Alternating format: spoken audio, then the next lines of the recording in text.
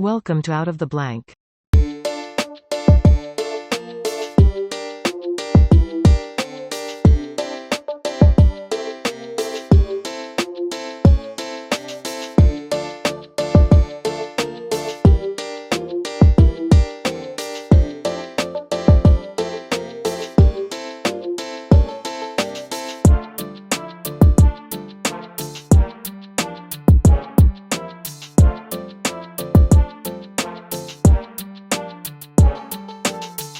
Welcome to another episode of Out of the Blank podcast. We have two special guests. I guess this is the quick hits, right? You guys are both technically the quick hits, or is this Doug's show, the quick hits? And then we have the Lone Gunman podcast with Rob. But Rob, it's nice to see you. Doug, it's nice to see you for the first time. You're looking good. Thanks, brother. How you doing? Just living the dream. Happy to have you both on the show to be able to talk about some, I guess it would be a favorite topic of mine, at least of recently, mostly because I realize how complicated it is. And especially if you're new to the game and you're just heading into the assassination of JFK, you're kind of like, where do I go? And it's just probably easier to just, dust your hands off with it and kind of walk away slowly, like approaching a bear. But I'm glad to have you guys on the show. Did you guys want to explain a little bit about what your show Quick Hits is about, or the Dallas Action Podcast? Go ahead, Rob.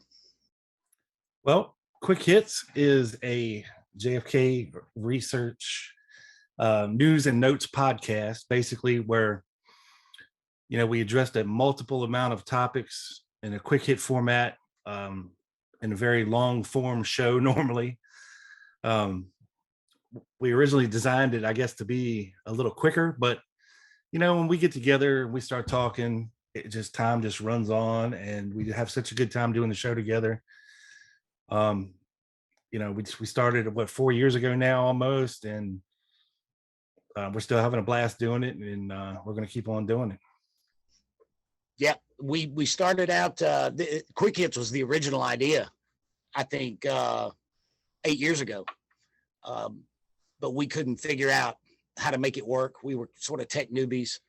And so we ended up starting two separate shows, two separate JFK assassination research podcasts. Mine's the Dallas Action, presented by Wall Street Window. Rob started the Lone Gunman. And once we got to the point where we had all the right shit to do it, we did it, but we've been clipping right along, man. So they're kind of like brother podcasts. Well, kind of. It's exactly what they are. The Lone Gunman and the Dallas Action. And we're contemporaneous, and we collaborate on research, throwing ideas around, and we're partners. That's it, and we've got the two solo shows, and then we got Quick Hits, which is generally don't have guests most of the time. It's just me and Rob, and we do our thing, what's current book releases, conference announcements, things like that. We articles of note, and also, like we do on the other shows, deep dives into documents. So like twins separated at birth. Where would you guys focus mostly when it comes to the assassination? Like when you guys get together, where do you guys find that you guys like to talk about the most, you guys rant about the most, and then where do you find you have areas you have a lot of questions on? Well, it's crazy, because we don't necessarily, like, Doug doesn't know what I'm going to talk about, and if I open his outline up, I'll know what he's talking about, but not in depth per se. And this weird synchronicity happens if you ever listen to Quick Hits. Every time. Yeah. It's just the topics always seem to mesh and meld in some form or fashion that we didn't even plan out. And it's crazy. It's almost like a wavelength thing, so I think it's really cool, the way it comes together. Doug's a really meticulous note taker. He likes to plan things out and write things down ahead of time. And I don't do that at all. I go off the cuff. I don't plan anything. I don't write anything. When it's just, all right, I'm going to throw it down and let's go. And it works.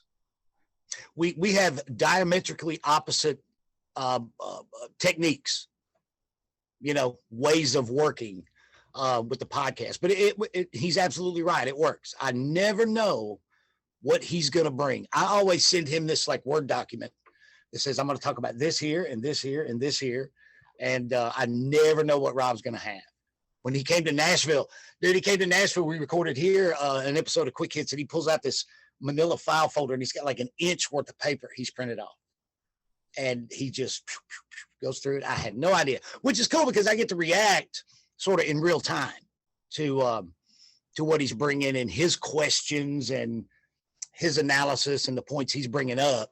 And Quick Hits is usually pretty rapid fire with a lot of speculation, which we freely admit, don't we, Rob? That's right. That's right. And mistakes. And yes, because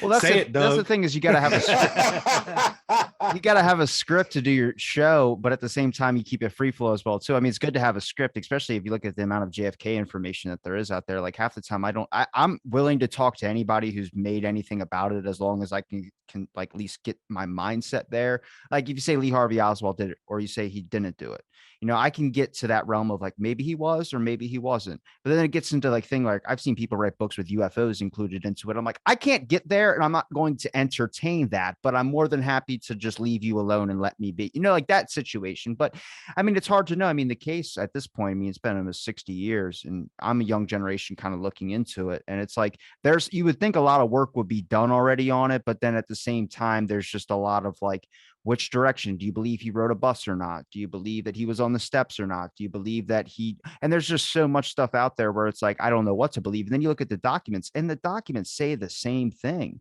You got one document that says one thing and another document going another way. So I just go, what the hell was happening in Dealey Plaza? Because it seemed like an Area 51 conglomeration of events that were going on. like a temporary Bermuda Triangle. Yeah. Yeah. Dimensions were crossing over, so much going on in Dealey Plaza, and it's not really that big of a place. Wow. So I think we can, using logic and clear reasoning, a lot of the shit that's been alleged that went on in Dealey Plaza probably didn't. It's not enough room, Right. You have 20 assassins Simplify. and 20,000 cameras, 20 assassins, 80 shots. I mean, You remember that headline from The Onion, that parody news site, said JFK killed by FBI, CIA, NSA, KGB, KKK, president hit with 279 bullets from 38 different directions. Yeah. There's a lot of that going around. Too much conspiracy buff fluff. There was a lot of like, who did it was, I guess, the question that usually gets asked, which at this point is a dumb question because it's like, we don't know. We're probably not going to know. It might be in a document somewhere, or would they just maybe lost whoever could have been the person if you don't believe it was Oswald. But then why Dealey Plaza? Why was this just a specific location? I've heard that question get asked multiple times when people, like for me, I think it was the military industrial complex. People say they could have just did it when in his sleep. And then does that lead to maybe it was Dealey Plaza because it was a public event and it was, I don't know, a message. And then it's just like, I don't know. It's like there's a points on all sides. At least that's what I've noticed. Yeah. Well, when you're looking at Dealey Plaza, everybody always says, well, there's a bunch of tall buildings around there. It's an echo chamber. You're not really going to know immediately what direction the bullets are coming from. It's going to sound like they're coming from everywhere. And if you have a shooter up on the grassy knoll behind the picket fence, there is a very good chance that you're going to get away.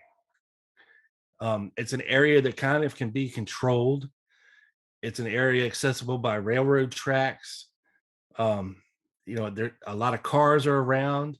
If you can jump in somebody's trunk and get the hell out of there real quick. I mean, it's the possibilities are endless. Because I think whoever was shooting from up there, and I think there was a shooter up there, planned to get away very well. And you see different reports from different things, like you have Lee Bowers sitting in that tower up behind the grassy knoll back in the railroad yard, and you hear what he sees. And Doug, what's that deaf mute guy who was watching? Ed Hoffman was watching from somewhere across the tracks, and he tells the story of what he saw going on behind the picket fence. And you have people um, that were up on the railroad overpass who stated what they saw. You have everybody rushing up there because that's where they thought um, that they heard shots coming from. And you have multiple witnesses stating that they were running into Secret Service agents up there, turning people back. Um, so I think that the areas were analyzed, and this area provided the best opportunity to get away. Not to mention the fact that you have a clear shot, you're not going to be seen, you can conceal yourself and get away. Boom.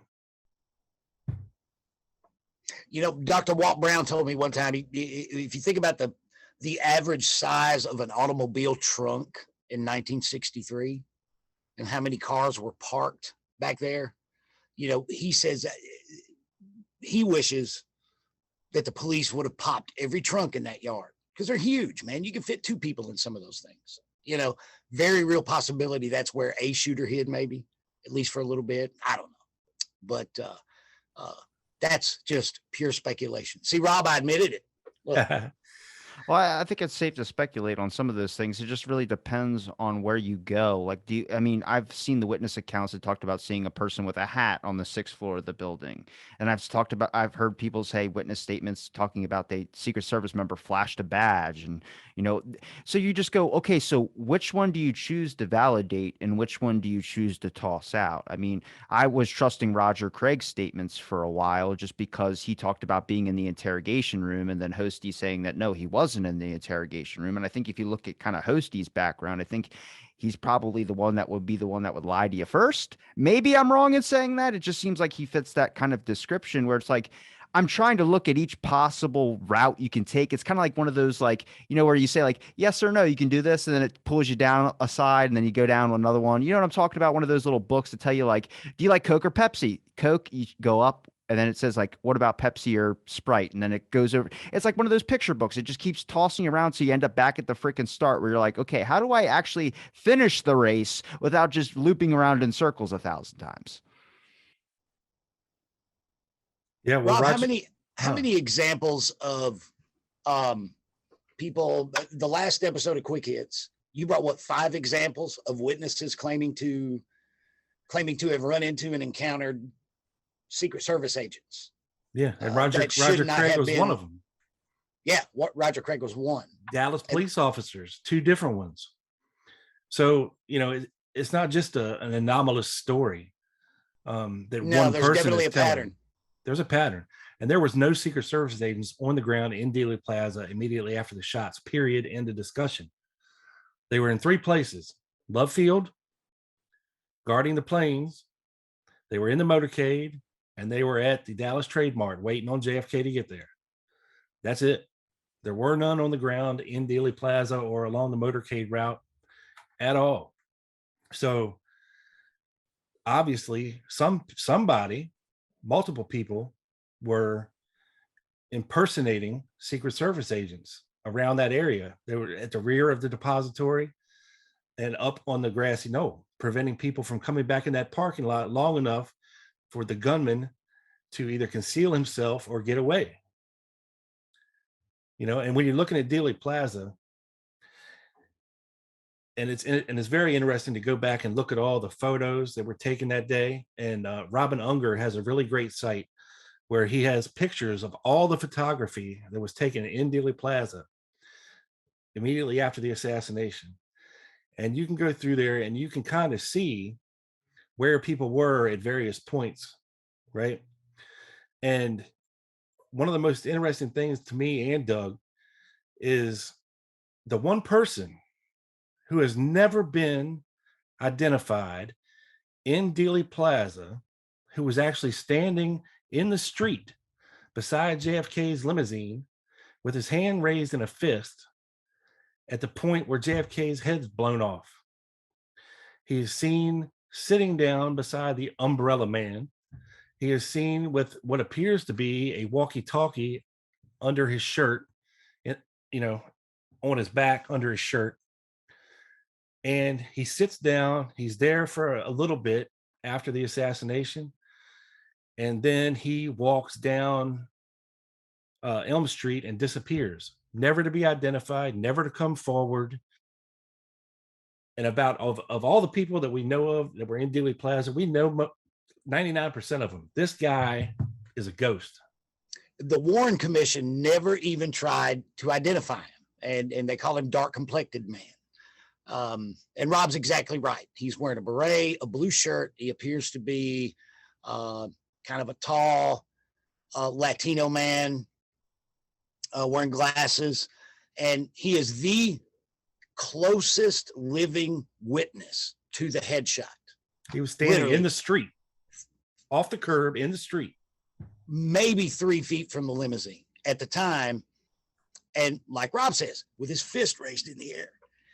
And they never even tried to find the guy. And you can look at some photo enhancements that are online that I think are good, that seem to show him, like Rob says, sitting down next to Umbrella Man. They chat. Now, you got to think about it a minute. You think about Dealey Plaza. You think about the aftermath of the shooting. People are hitting the deck. You know, the Newmans, is that their name? The family with the young kids? People are hitting the deck, screaming, running to the grassy knoll. That one cop dumps his motorcycle, just lays it over and runs with his gun drawn, right? I can't remember his name. These two guys sit on the curb and talk. And then there are photos of him talking in what looks like a radio, walking away toward the triple underpass, tucking this radio with an antenna behind his back. Of course, these are photo enhancements and photos that came out years later. You know, I'm of the opinion that that was a guy named Felipe Vidal Santiago. I'm convinced 99.9% that that's him. And for me, that's a good place to start it and go outward, like use him as the hub from Dealey Plaza, right? Because I'm convinced it's him. Now, and we know he was in Dallas at the time. Yes, we That know helps. and there's no question. In April and last day of March, first day of April, 1963, President Kennedy basically shut down a lot of raids, and he put confinement to county orders on the most violent of the independent anti-Castro Cubans. Basically confined them to whatever county they were supposed to live in. If you get caught on a raid, you're going to prison. And it was a big deal, and it pissed a lot of people off. And Santiago was one of these people that got shut down.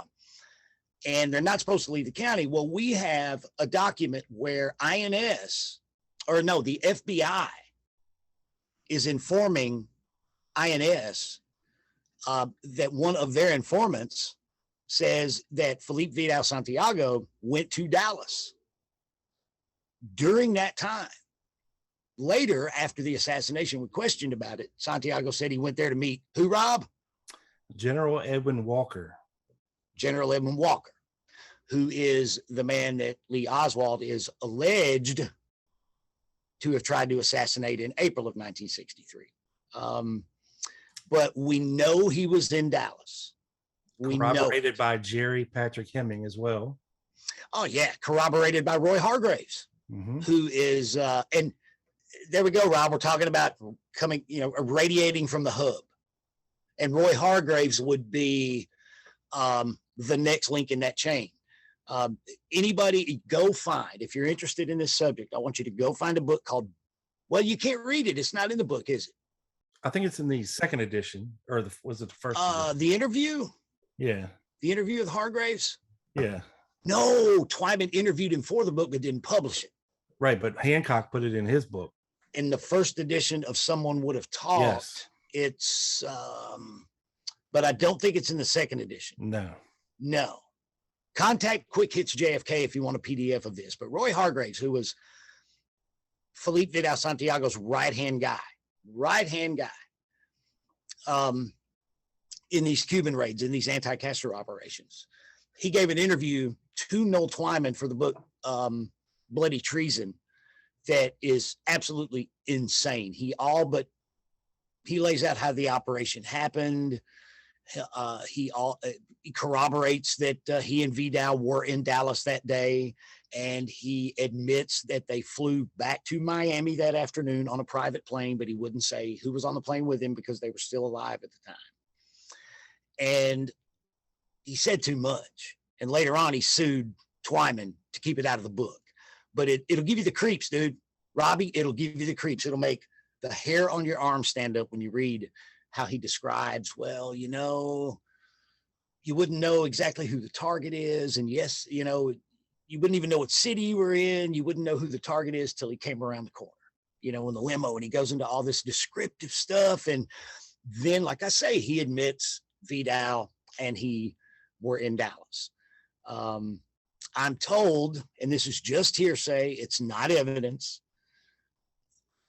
by another researcher that he admitted a lot more in private later, but that can't be corroborated at all. Don't put any stock in that. That's there's no secret evidence of any tapes that nobody can share with anybody of any conversations or anything. So wait, do you believe that this was more of a hit job, not some type of grand orchestrated plot? Like, I've heard many people bring up the assassination team in that day in Dallas. Some people think that it was like, I mean, which in my opinion, I kind of validate. At least I keep one foot in the pool on that aspect, just because, I mean, if you look at the organized crime area where the CIA is working with the mob, I mean, you have regime change plans already for Castro. It's not so hard to flip it, but I still, even then, I'm not 100% in. Like, I'm still an observer in this aspect. But when we come to an assassination team, I don't know about orchestrating just getting a bunch of people, flying them from different parts to all meet in Dallas on that day. It's weird if they are involved in Dallas on that day, just being in the area. But I start going, you could easily just pick somebody off the street, like why the lone gunman aspect is kind of still viable, because you have this person that allegedly was handing out Cuba papers and kind of showing these communist notes, even though he claimed that he was a Marxist. But you just have all these weird back and forths where it's like, what do you validate the most? If there is an assassination plot against the president, I mean, who would be this person that would orchestrate this plot? How do we get from the events of this person and the ones that are going surrounding out? Well, remember what I told you, Robbie, on the last show, when it comes to the actual shooters, all right, you're either going to be a paid assassin, paid handsomely, or you're going to do it out of ideology. Like, you diametrically oppose this motherfucker so much that you have no qualms whatsoever about taking him out. And you do it for free, if hell. Or you're going to be paid handsomely. You turn up here at this time and you pull the trigger. All right. But at that point, if you're talking about a paid assassin not knowing what he's walking into, and see the president come around the corner, I don't care who you are, you might have second thoughts when it's something that serious or what's going on. And what makes sense to me is this was done by folks who were diametrically opposed to Kennedy and his policies against Cuba, and it lays right in line with their ideology to take this guy out, because either they had been hurt in the past, either personally or professionally, by Kennedy's policies. And then it gets down to a point. I mean, we're talking about mercenaries, guys with families and kids who believed in their ideology so much that they would be willing to go hop on a boat with guns and go to another country to try to kill their leader. I mean, that's crazy. That's like saying, hey, Robbie, meet me in Ocean City. We're going to hop on the boat and we're going to go down here, grab a couple of your friends. We're going to go take out Castro. We could do it easy. Yeah, but that's fucking crazy. Are you going to walk away from your life to go do that? No, not unless you believed so much in your heart that it was the right thing to do and you were the guy to do it. I don't know. I got time. I got nothing going on this Tuesday. Well,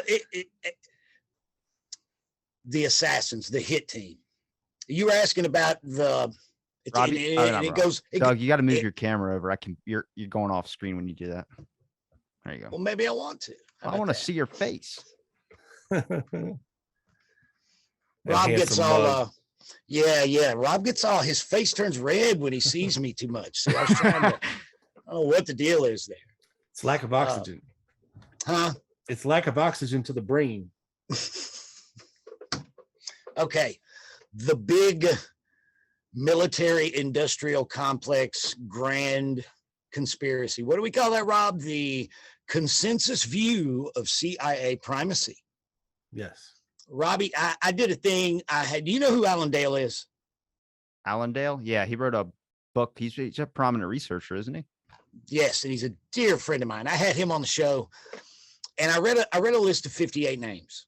Right, I just started reading names. Like, think about it. Do you think this person was involved in the conspiracy? And it was Alan Dulles and Ed Lansdale and LeMay and Lucian. What's that guy's name? Lucian Conine, Howard Hunt, Bernard Barker, and Lyndon Johnson. Anyway, it's just all these people, And I stopped and I said, even John Foster Dulles, and that bastard had been dead since 1958. Now, I guarantee you there were people in the audience that nodded to every name. Hell yeah, he was involved. Hell yeah, he was involved. Hell yeah, he knew. Hell yeah, he was involved. That guy too. No. The people that did it, the people in Dealey Plaza that day, they were highly specialized, bad motherfuckers, paramilitary guys, real life operators. And they came from, I'm convinced, anti-Castro operations, clandestine operations, covert ops against Cuba and Castro. That whole South Florida CIA seated, group of badass paramilitary operators. And they had worked together before. It's just logic. I think the mistake we make, and the mistake people still make, is that people, they get the murder plot and the plot to cover up the truth intertwined. I don't necessarily think the people that covered it up are the people that did it. I think the people that did it used Lee Oswald as the patsy and set him up as the patsy, because they knew damn well if they left him holding the bag, they were dropping it in the lap of CIA and FBI, essentially backing them into a corner and forcing a cover up. The people that covered it up to save their own asses because the bag was dropped in their lap. The military industrial complex covered it up because the guys that did it, and there were some guys, you had to have some CIA officer somewhere. You had to have people in CIA helping. There's no doubt. Rogue elements in the CIA, that's a big cliche. Yeah, no doubt. 100%. You have to have people that have certain knowledge.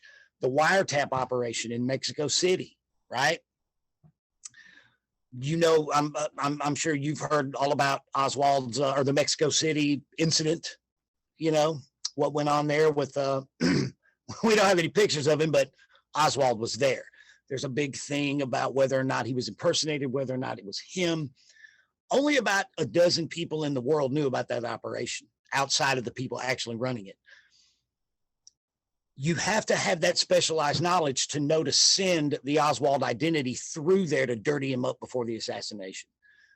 Rogue elements in the CIA? Yeah. Was it 50, 60, 70 fucking guys? No. Give me a break. Come on. No. Small number, specialized knowledge. You know what I mean? And you got to remember, the CIA's got to have plausible deniability. So they're not going to use their own guys. They've always used other people who, if they're killed or captured, they can say, well, I don't know who the hell they are. They don't work for us. But in reality, maybe they have in the past, but they're not technically CIA agents or assets. Exactly. They're operators used by the CIA. And Because there were many. What they called them nuisance raids. all of these anti-Castro organizations had their own thing going on. Yeah, they were getting money and supplies and funds from the CIA, but there were also some that were undesirable that the CIA didn't trust. And there were a hell of a lot of them that did not trust the CIA. And Felipe Vidal Santiago was one of them. And it was these groups that the Kennedy brothers shut down with their confinement to counties in March, April of 63. You know, as if they didn't have enough reason to resent Kennedy.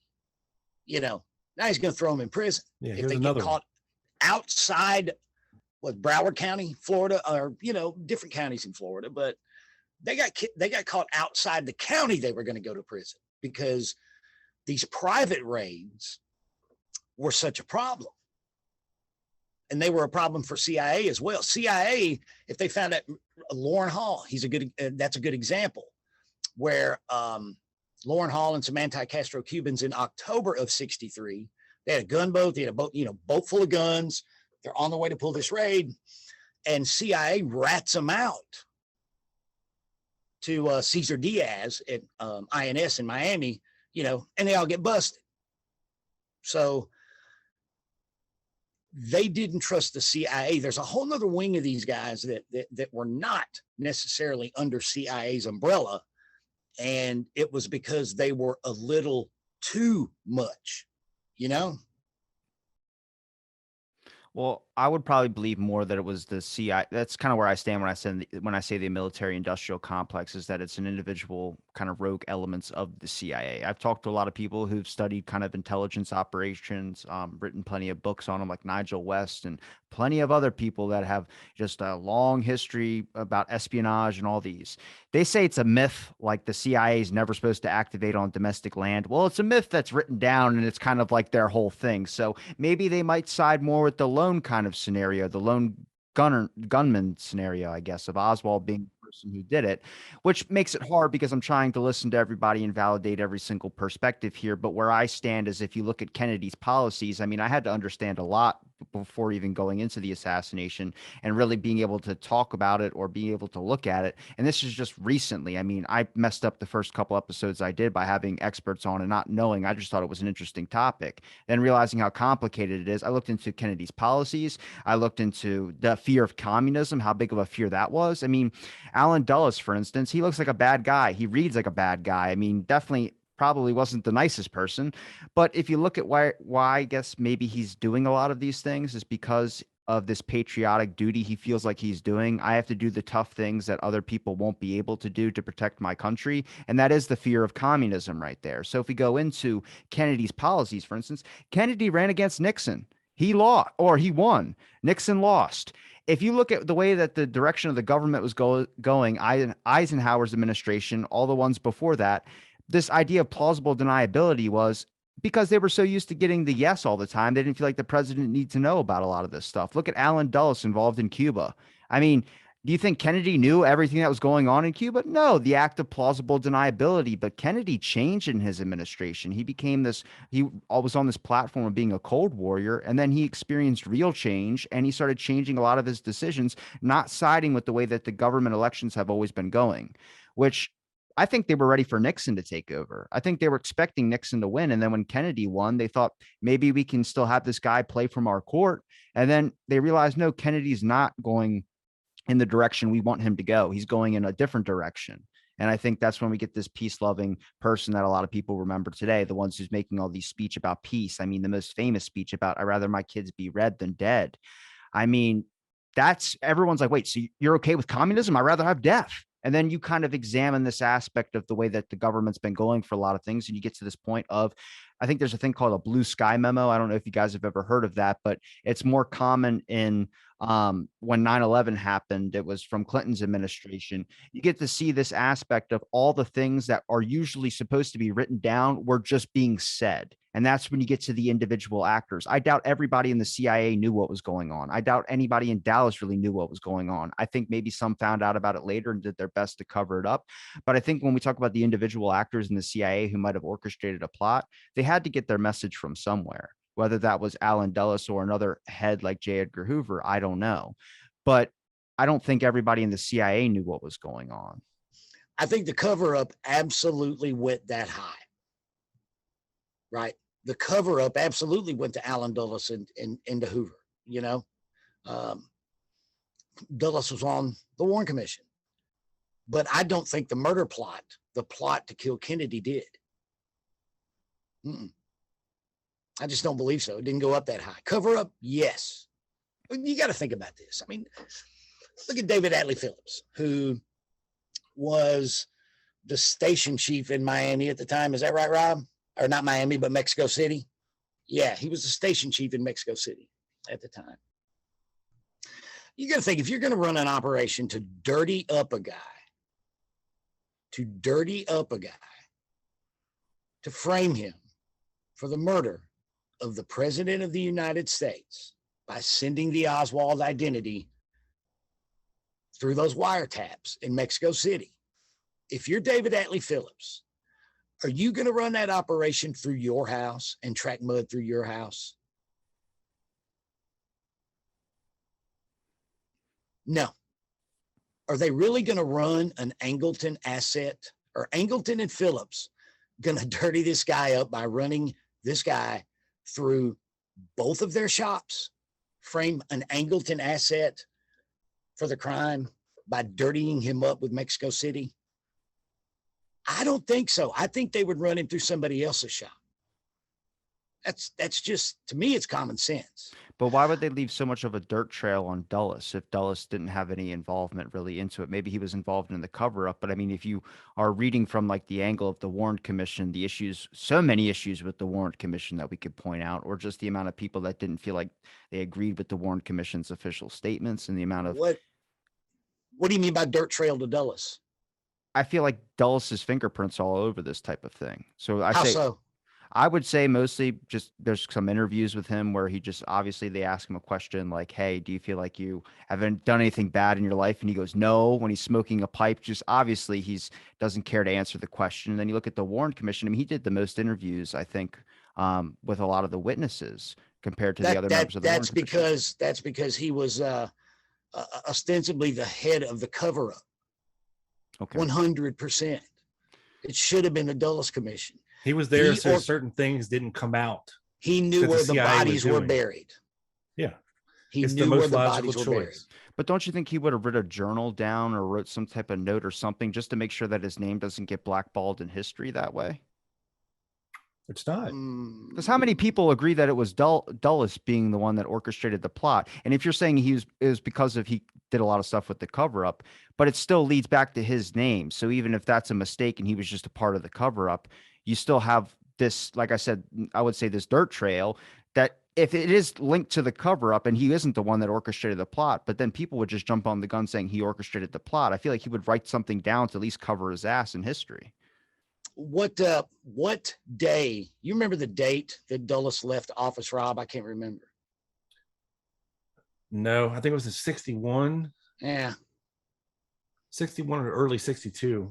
Yeah, I think it was in later in 61. I can't remember offhand. Again, I believe the plot to murder Kennedy was much smaller than we have been led to believe by those that insist on the Allen Dulles United Fruit led.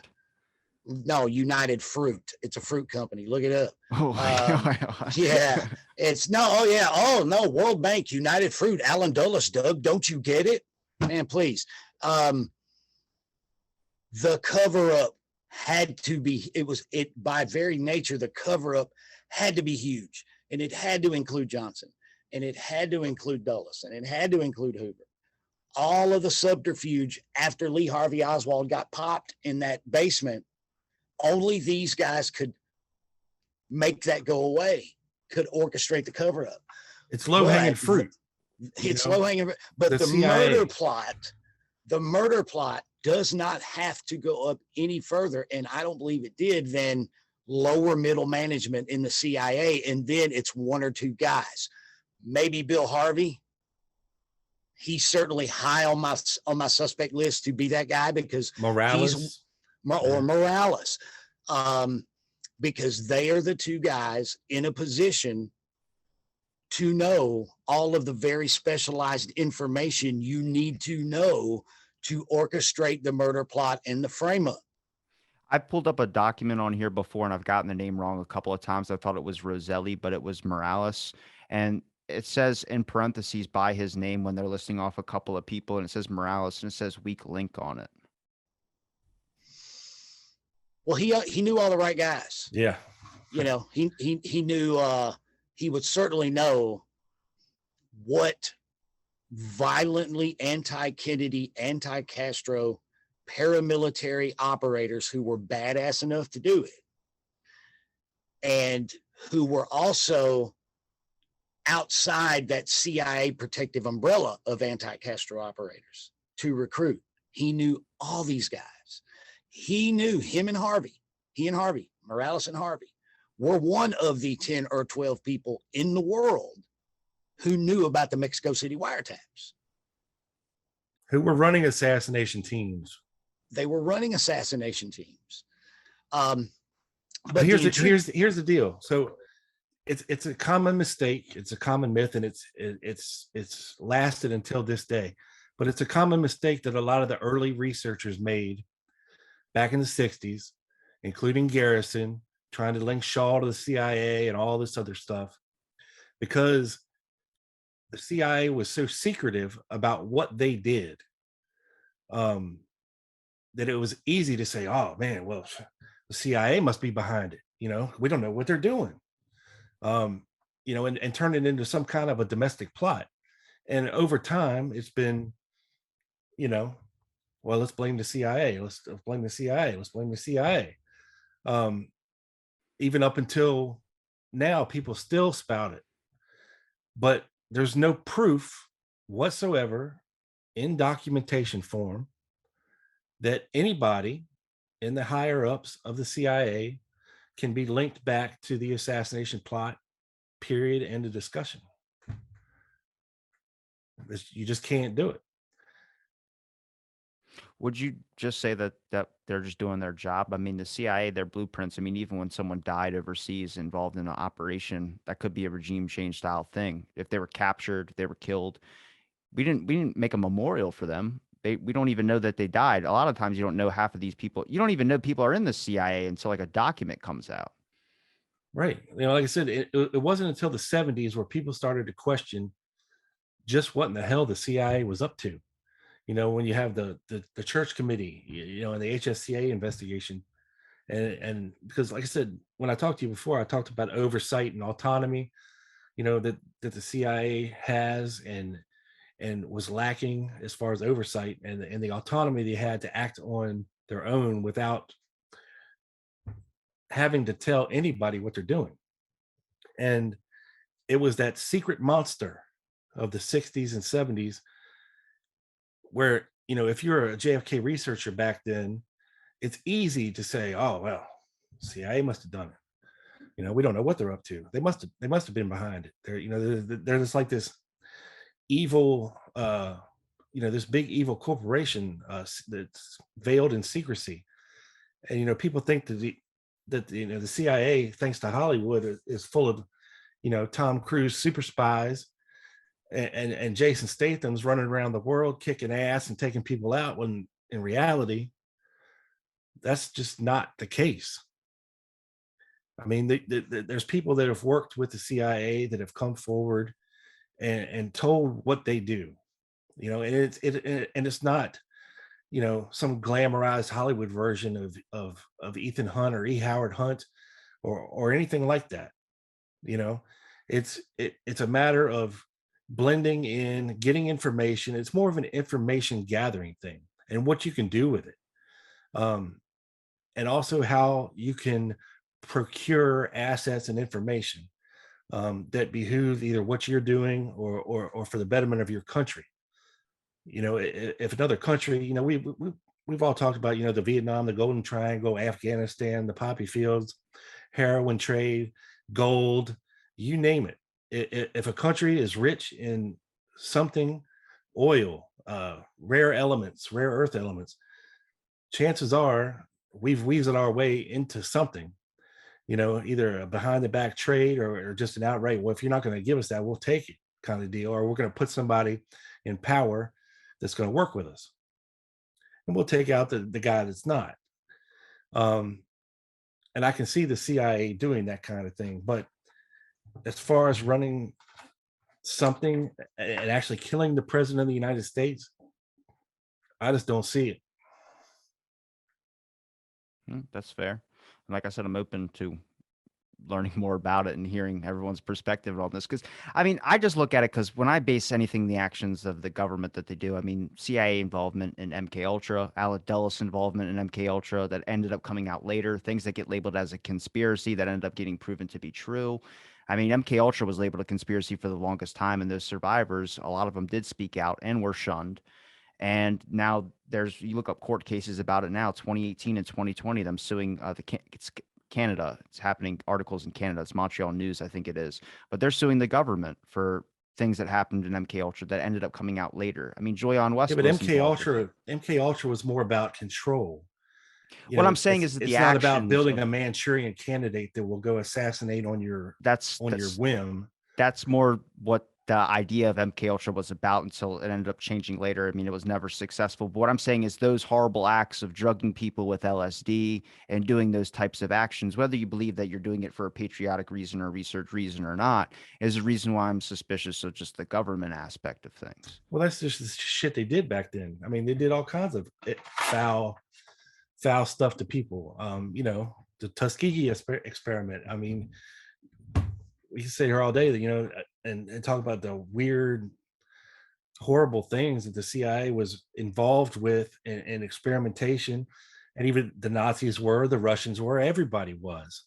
Everybody was looking for that way to gain an inch on their opposition. And they would go about doing it whatever way possible, whether it be, through sending spies in to getting information from people. You see the space race, the satellite race.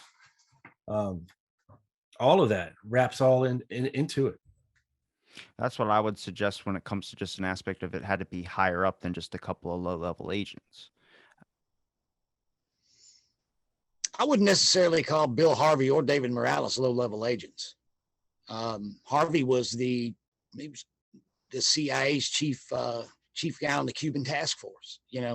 What was that? The Cuban Special Group. He was the CIA's guy. He was head of ZR Rifle. He was the guy they based 007 off of. Him. Bill Harvey was a bad motherfucker.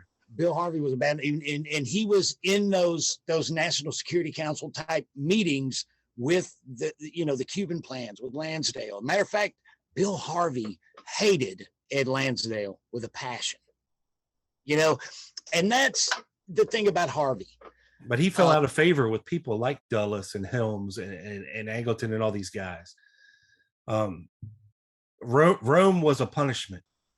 It was a punishment during the Cuban Missile Crisis. He disobeyed orders from Robert Kennedy himself, and he sent 2 commando teams into Cuba during the Cuban Missile Crisis.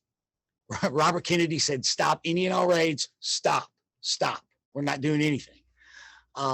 Harvey sends AM Cobra. That was one of them, AM Cobra. I can't remember the name of the other team, Rob, but AM Cobra was one of them. And it got him fired. It got him taken off that project, and Robert Kennedy had him banished to the CIA basement for a few months, and then he was shipped off to Rome for that. But yeah, he was a badass. But he's coming back. But in April of '63, the same week that Oswald is allegedly trying to pop Walker, Harvey is in Miami, literally the same week, meeting with who? Who's he meeting with? According to Lauren Hall, who Robbie is connected to Felipe Vidal Santiago and Roy Hargraves, who we were talking about earlier. And General Walker. And General Walker. Yes, and General Walker. Lauren Hall, they're like this, But according to Lauren Hall, he tells the HSCA that the same week that Harvey is in Miami meeting with John Rosselli, and we know this from Harvey's notes, the ZR Rifle handwritten notes. He's meeting with Rosselli in Miami. At the same time, Lauren Hall is in a hotel room meeting with John Rosselli, Santo Traficante, about hitting Castro, wink, wink. You know, these guys, and not only that, but Eddie Bayo, who later he disappears on Operation Tilt, the Bayo Poly raid, never to be seen from again. I think that was in June, May or June. Another one of these independent anti-Castro guys. So Bill Harvey, like, where did I go there, Rob? Holy shit, I lost my train of thought. I did a quick hits. I went completely around in a circle. You mentioned the Walker incident, and you don't think Oswald took the shots? Are you kidding me? What? I'm Well, I kidding. heard you talk, Robbie, talking. I was just actually listening to the Larry Hancock episode last night while I was mowing the yard, and I heard you mention something about, you know, General Walker had later said that, you know, it was Oswald that had fired at him and this and that. Actually, he sent a letter, was it to the church committee, Doug, where he stated that the Dallas police told him very shortly after his quote assassination attempt that they had picked up Lee Harvey Oswald and Jack Ruby for the crime, and was contacted. The Dallas police were contacted by Robert Kennedy personally and told to cut them loose. Yep. By 12. Yeah. He wrote an op-ed piece one time that stated pretty much that both Kennedy, it was right after Robert Kennedy was killed. He wrote this op-ed piece. Can't remember what newspaper it was published in, but he stated, you know, had Robert Kennedy not saw fit to kick Lee Oswald and Jack Ruby loose, you know, the night they tried to kill me, then both Kennedys would be alive to this day. It always gave me the creeps a little bit. When I had Posner on the show, I mentioned that the witnesses said that they saw two people, the witnesses to the Walker shooting, people that were in the area. And Posner told me there were no witnesses that saw anything. So, I mean, I don't know. I said that Lee wasn't the person that took a shot at Walker. It just didn't make sense. I mean, you have this guy who's like a right-wing extremist, then you have him shooting a liberal like Kennedy. And then, I mean, you miss a sitting target rather than you're able to make one that's moving 75 yards away and farther. It just didn't really make sense. And then he went by Marina's statements, and I just feel like you have to toss Marina's whole thing out, because I even pulled up on air and showed him the document from the HSCA Volume 2 about the interview with Marina Oswald, where she couldn't even identify Lee's rifle, but the Warren Commission states that she was able to identify his rifle. Well, she didn't know the difference between a rifle and a shotgun, and the relationship was so dysfunctional that she didn't even care what he was doing when he was sitting on the back porch. She never took account to reloading or hearing all this practice maneuvers that allegedly people say about Oswald. So I just go, I don't think he was involved in that shooting. But if you're, I guess the way you kind of said earlier, if you're talking about Harvey, maybe somehow, I mean, if you look at the unreleased documents, for instance, could some of those unreleased documents be the threat to national security, be an aspect that the CIA had these individual rogue elements that were doing things without the full acknowledgement and documents? I mean, Harvey, they're not going to be in the documents. Okay. Well, I'm about to say that right Harvey. There are some interesting clues to some shit that shouldn't have been going on in the documents. A good friend of mine, a guy named David Boylan. What's up, Dave? I call him the Dallas action. I call Dave the East Coast bureau chief. He lives over on the East Coast, but he's constantly sending me cool finds in the documents. Man, he found these that we call them the Black Nine documents. And what's interesting about that is there's a cryptonym called AM World. And this is something that should not have been going on. And it's interesting as hell. It's called, there was an operation okayed by Robert Kennedy, approved by Robert Kennedy. It was a Robert Kennedy spearheaded anti-Castro operation called AM World. And they started the recruitment process in October, right? Up until Dave found these documents a few years ago, according to Larry Hancock, because they're good buddies, they're research partners too, Larry and Dave. Everything we knew about AmWorld is they started recruiting people in September and October of 63, but didn't officially go operational until April of 1964. That's when they pulled their first operation. Well, David found these AmWorld documents. Interesting as hell. Now, do you know what, Robbie? Do you know the dictionary definition of the word exfiltration? Mm-mm. It is the removal of personnel. If you look on the Defense Department, State Department website, it's the removal of personnel from a hostile area, from enemy territory after the execution of an operation. All right. These documents that we study, they're written, the words they use in documents are not accidents, right? So they're written in a very, very, what's the word I'm looking for? Specific language. Yes, specific language. So you look at these Black 9 documents, right? And they start out being dated the end of November, right?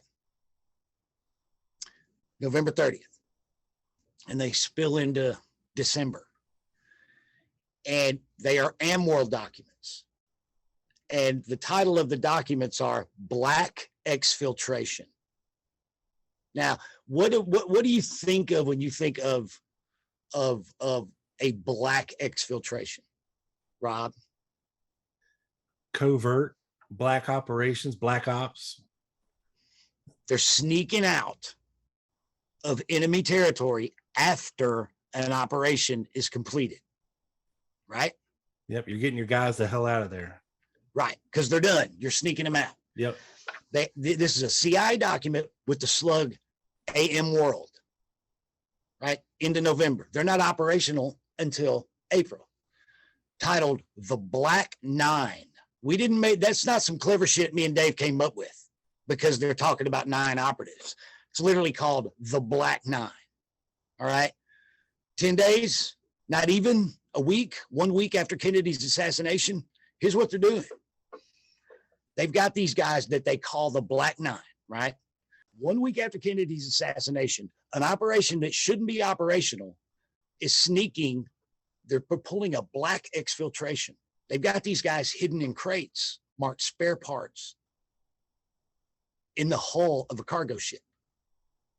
And it goes down the list. Each one of them has a silenced pistol. Each one of them has a machine gun. Each one of them has a Collins radio. There's food. There's clothing. You know, it says black exfiltration. Why are they sneaking these guys out, this paramilitary team, in the hull of a ship, calling it a black exfiltration 7 days after Kennedy's hit? David and I went looking for this boat, the MV Joanne. We can only find one MV Joanne that matches.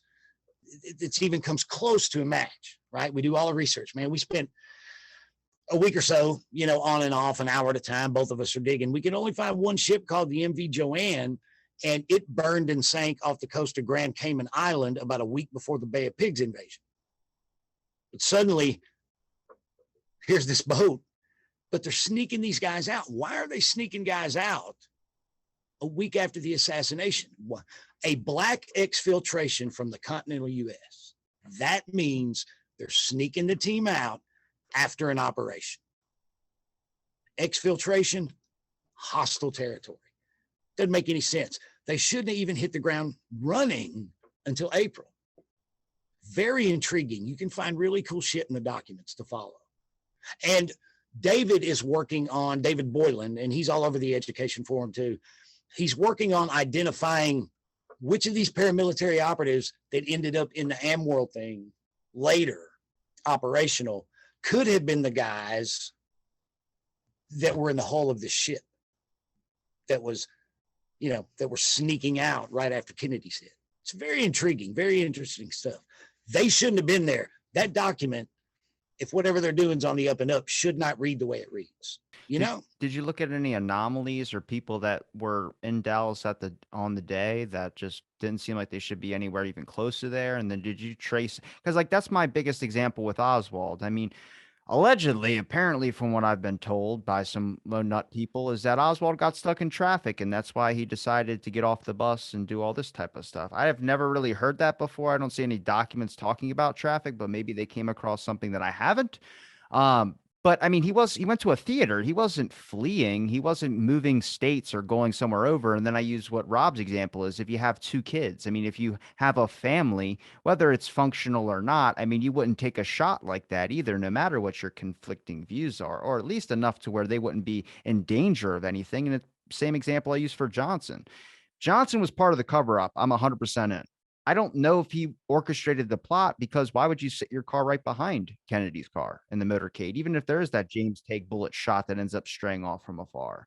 So I just go, you got to look at who was involved that shouldn't have been there. And then you also look at what happens in the next month following. Did anybody leave? Did anybody go to another country? Did anybody do anything, obviously, that was getting out of that area in a certain amount of time period where it looked like they would be fleeing in a sense? Oh, Rob, tell him about the Secret Service guys. That last you read that one the one document about the guys that flashed badges. They were hightailing it out of town. Yeah, there was a document where there was a witness to a car being pulled over. I think it was somewhere outside of Fort Worth or Houston, and it contained, I think, 3 or 4 people in the car, and they were pulled over for whatever reason. I'm not sure if it was speeding or if the car was illegal in some way. But whoever was in it flashed Secret Service credentials, and they were let go. And that totally shouldn't have happened, because I doubt that it was legit. There shouldn't have been any Secret Service people, hightailing it away from Dallas at that time after the assassination. But yeah, one thing I wanted to get to too, like, when we're talking about these operators, and if we knew if anybody who was in Dallas who shouldn't have been, there was a lot of them. Felipe Vidal Santiago, Lauren Hall, Hargraves, Lawrence Howard, Hargraves, maybe Hemming, who the hell knows, maybe not. Wow, man, I go back and forth on him, Rob. I know, maybe Sturgis. And then Doug, tell him about like a year ago, the new information that we got from Lauren Hall's stepkid. Yeah, Mr. Check John. this out. Lauren Hall, and his last name escapes me right now. I haven't talked to him in several months. But his name's John Pappas. John Pappas. Yeah, I guess we should explain who Lauren Hall is. Yeah. For those that don't know, he was another one of these guys who was connected with Santiago and General Walker. He was arrested by Castro after the revolution for running guns in Cuba to anti-Castro people. And he spent about 8 months as a cellmate to Santo Trafficante. Okay. They were cellmates in this Cuban prison. And now he ran with Jerry Hemming as well. And he's also up on that list, Robbie, for us, as far as Dealey Plaza suspects go. I'm with you. Hall, I'm with you. I'm keeping up. Right. Cool. Well, Jerry Hemming owned this really cool, fancy rifle, a Johnson 30-06 rifle, semi-automatic sniper rifle with a really badass scope on it. I believe I've read that even in 1963 dollars, this rifle was worth over $1,000. And these guys were in Los Angeles late January of 1963. And to have some more cash to get back to Miami, Hemming pawned the rifle to a private eye, right? A guy named Richard Hathcock, who had a partner, a guy named Roy Payne. And they were private investigators, the International Allied Detective Agency in Los Angeles. They pawned it, got some cash, and hightailed it back to Miami. Well, behind Hemming's back in late October of 1963, Lauren Hall goes to Los Angeles and gets this rifle out of pawn. It doesn't belong to him, right? Then he heads back to Miami via Dallas, Texas. He stops in Dallas, gets arrested for drug possession, and along with a trailer full of other guns that he's taken back.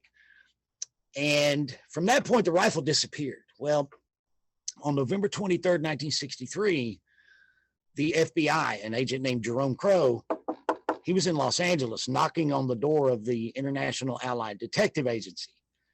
And he wanted to talk to a guy named Roy Payne, who was Richard Hathcock's PI partner. And he says, "Oh, I'm Roy Payne. What can I help you with?" And the FBI agent had 3 questions for him. He had the question 1, "Were you in Dallas yesterday, Mr. Payne?" "Well, no." 2, "Why are your fingerprints on a certain Johnson 30-06 rifle?" And 3, "When's the last time you spoke with a guy named Loren Hall?" Now, that rifle's never turned up again. At the end of the report, the agent says, "Well, it's not a Mannlicher Carcano like they found yesterday, so we're just going to drop it. No further action needed," right? But if they're 23 hours later, if they're chasing Hall and this rifle down, right? They're in Los Angeles at 10:30 in the morning, knocking on the door, and they want to know, "Were you in Dallas, and why are your fingerprints on this weapon?" His fingerprints are on the weapon because he handled it when it was in the office for 8 months, right? But doesn't that seem like to you, doesn't that tell us that the FBI had the damn weapon and it tied it to Dallas? Wouldn't you think? I mean, Why else would they know his fingerprints are on it? it confirms the document that I've read from the guy who called, I guess it was a news station or Life magazine or something, about Johnson's Guns LLC. And he talks about the Mannlicher Carcano. He's like, there's no way that this gun could fire with the reloading time. And he even timed it up with I guess. But the Johnson could. Well, fast forward.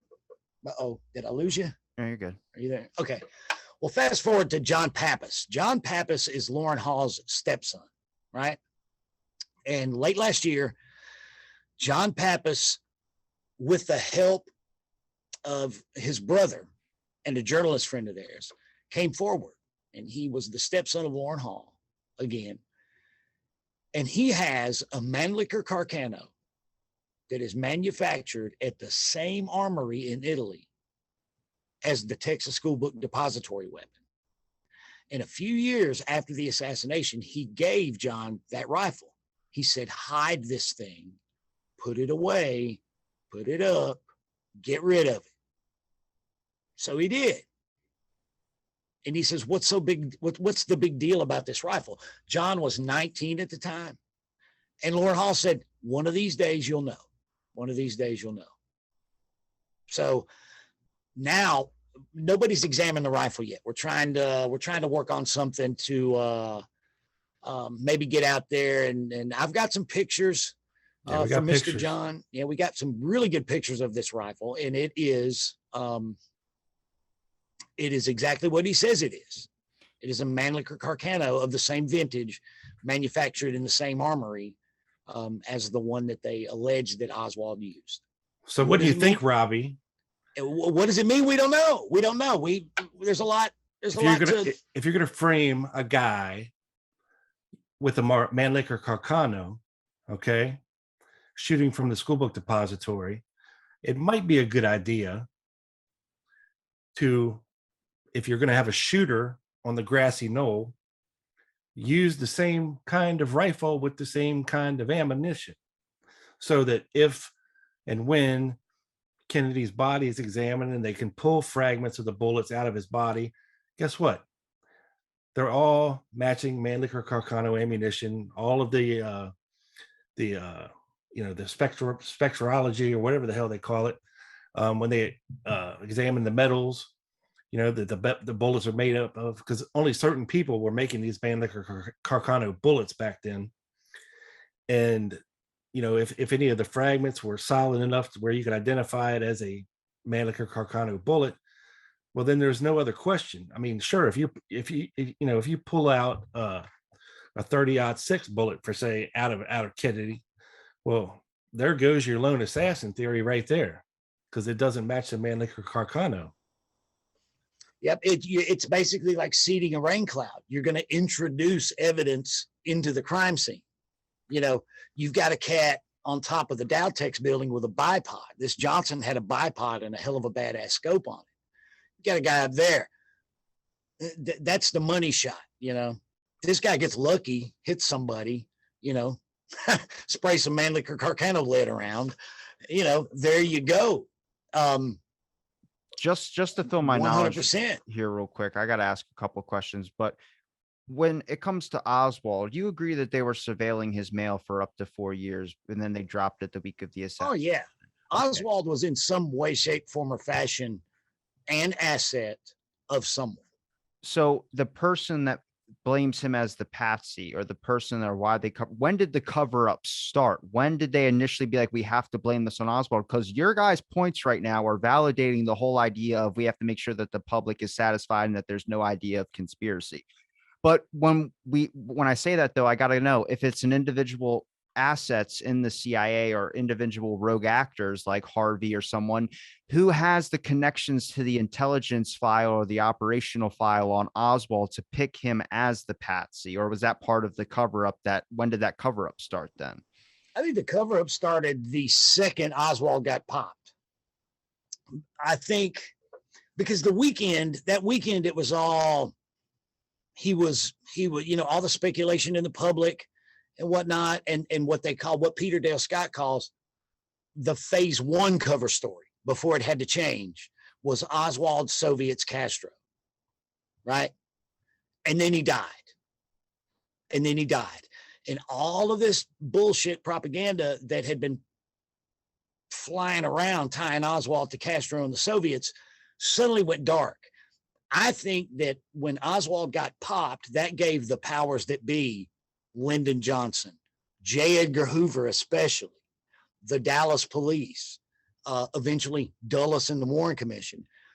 When he died, it was almost like the ref called a timeout. Okay, now, what the hell are we going to do? If all of this stuff flying around in he's not there to defend himself. He's not there to contradict it either way. The guy's dead. You could paint him any way you want. But going along with the Oswald was a Soviet Castro agent is going to cause World War III, right? The alternative to that is fessing up and telling the truth. Look, this guy was a low-level asset of the United States government who was framed by these guys. Well, you can't do that because of who Oswald was, of what he was, because there's a paper trail leading him back to the CIA. They can't tell the truth about it. They can't tell who he really is. So they make him a lone nut, cover everything up. I think the cover up started the minute he died. Rob, I think, don't you agree? Would you agree that gave them a breath to figure out the next step? How do we cover this up now?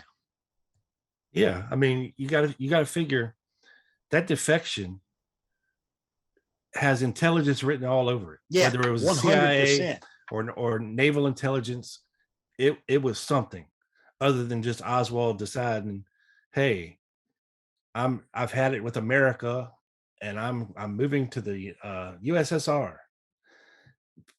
I mean, that's just the percentage of the population at that time that would do that is beyond minuscule.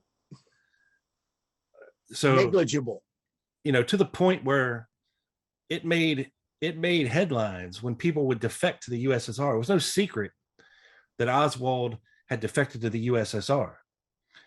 Everybody that lived in Texas read about it in their paper. Hey, this local guy just defected to the USSR. This former Marine. Everybody in Texas knew it. Yeah, Louisiana too. New Orleans native. Yeah. So it was no secret that Oswald had went to live in Russia, and now he's back with a Russian wife. Can't keep a job because the FBI is steadily checking up on him, probably visiting the places that he's working, and opening his mail, reading his mail, staying on top of it, and not just watching him, watching Marina. Chances of her being a spy are higher than Oswald being a double spy. So And they weren't the only ones watching every move the guy made. Look at John Newman's research, Malcolm Blunt's research. Read Alan Dale's book, The Devil is in the Details. What we know now is that even when Oswald, when the second he landed in Moscow, right? There's a normal highway, right? It's called Office of Logistics Management within the CIA. Anyway, obviously, like Robbie, if you defected to I don't know, Afghanistan or something, there's the information is going to start coming in on you, right? And when the information comes in, there are certain preset pathways for that information to come in, like Soviet Russia Desk, Office of Security, CIG, right? A guy defects to Russia. This information comes in. Well, somehow, just the Oswald information, this particular defector, somebody diverted it, right? And it went to James Angleton. Other desks within the CIA were not getting the information that they normally would have gotten for a defector. Somebody, for lack of a better term, pre-programmed the system to divert this Oswald information. And what we know now is that this went on through this guy's whole life, that particular desk within that particular compartment, within that other compartment of the CIA, were keeping a very, very close tab on Oswald.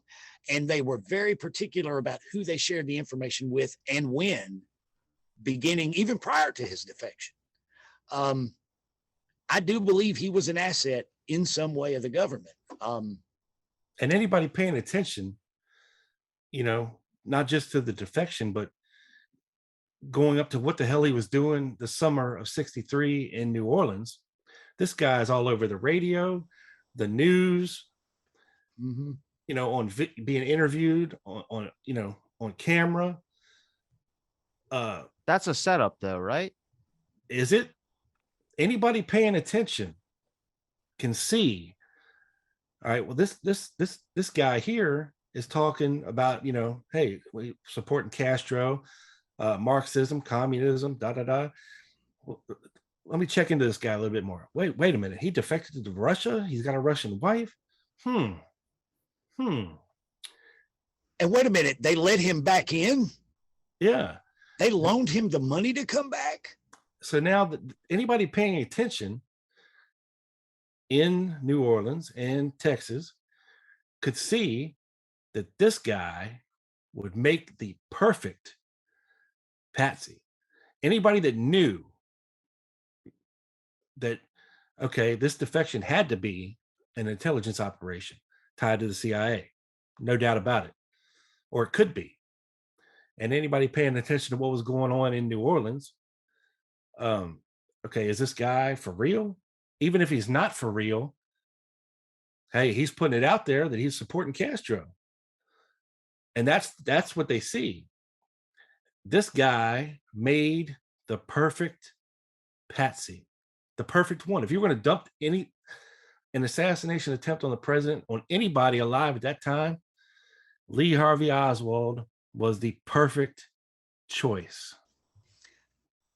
There's another reason he was a perfect choice, Rob. If somebody within this milieu, like in New Orleans, Dallas, Miami, if they knew he was a low-level asset, right? If Harvey or Morales had the information. Yeah, any operational knowledge, yeah.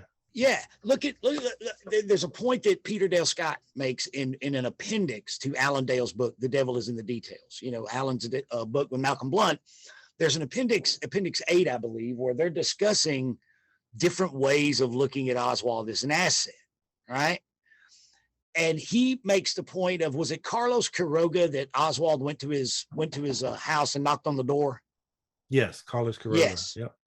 Carlos Quiroga was one of the CIA-sponsored, kept, financed, and run Cuban exiles, right? Right. He says, so what you initially, he said, this makes no sense. If Oswald was CIA, you essentially there have the CIA trying to infiltrate itself. Why are you having one CIA operative or asset try to lie to and infiltrate the other CIA asset by presenting yourself as the opposite of the pro-Castro cover that we assigned you? It makes no sense. It makes no sense whatsoever. But if they know this guy, Oswald, is a low-level dangle ultimately being run by Angleton's shop, and somehow what he's doing in New Orleans is cross-pollinating with other anti-Castro operations, it's not going to take long for them to get word of this guy and realize for that reason and for the reasons. See, that's the thing. They've given him this pro-Castro cover, right? If the plotters know this is a cover, hey, you know what? That guy's full of shit, right? If they know this, well, when they leave him holding the bag as the patsy, they're also leaving him with the bullshit pro-Castro cover that the CIA assigned him hanging around his neck. And you're dropping him and that and in the FBI's lap at the same time, forcing a cover-up, you know? Do you think it's possible that, like, I don't know how much of the interviews with Oswald you've seen. Obviously, there's the "I'm just a patsy" video, but even when he's answering questions later, or if it's before, he answers a couple of things like I forgot the word for it. I'm not gonna be able to say it. Emphatically deny these charges. There we go. That's the word. Do you think that in his mind he knew that if he just stays quiet, someone's gonna get him out of this situation? Someone that might be higher up or might be more involved or connected? I don't know. Rob, to me, He had plenty of time to shout at anybody and even when they're pulling him away, to scream at them and tell them this is all a setup, this is all a lie, or expose anything. But he kept his silence. So that's something I do believe. Okay. I do believe that the split second that man heard they just shot the president outside, or somebody shot the president outside, it was like a bomb going off for him. The light bulb went off immediately, and he knew he didn't do it. But in that moment, he knew damn well exactly who did. And he also knew, oh, shit. Andy was fucked. And he knew he was fucked. God damn it, they did it. That's why he went back to the rooming house and got his pistol. Yep. And probably went to meet a contact in some form or fashion to figure out what the hell is going on. He thought he was going to meet somebody he could trust. And if he didn't think the cavalry was riding in, he would have spilled his guts. He wouldn't have acted like he did in his interrogations. Had he known that they were going to leave him hanging out to dry, he probably would have led them right to the perpetrators. But holding out that, okay, they're not going to leave me. They're not going to leave me in this. They're going to get me out of this. I just need to be cool. Help's coming.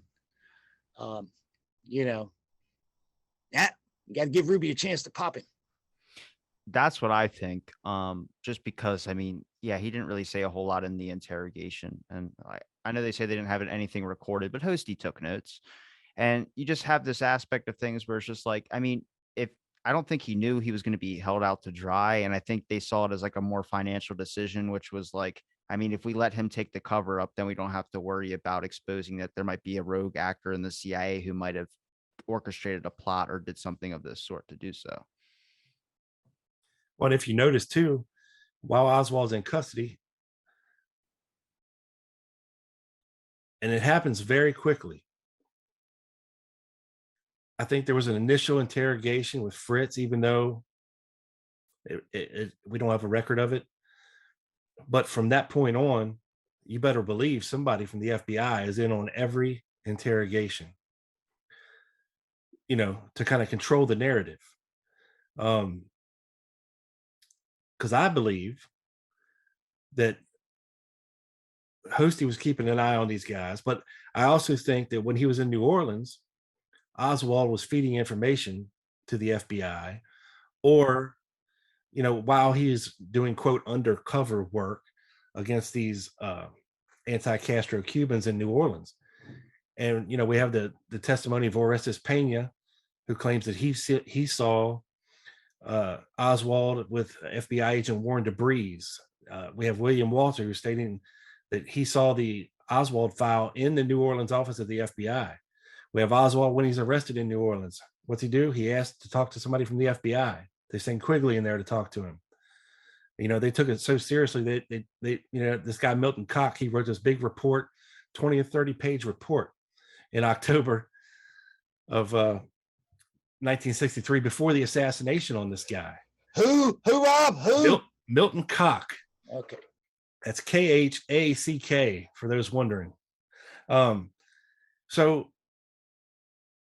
and then who shows up in Dallas the evening of the assassination? Warren DeBreeze, a New Orleans FBI agent. So why in the hell, out of all of the FBI agents that they have in Texas and Dallas already, why do they bring Warren DeBreeze from New Orleans to Dallas? He's got to read Dallas in on a few things. Just saying that there's got to be a reason. And when you start putting all these little puzzle pieces together and saying, okay, all right, well, that makes sense if this, well, that makes sense if that.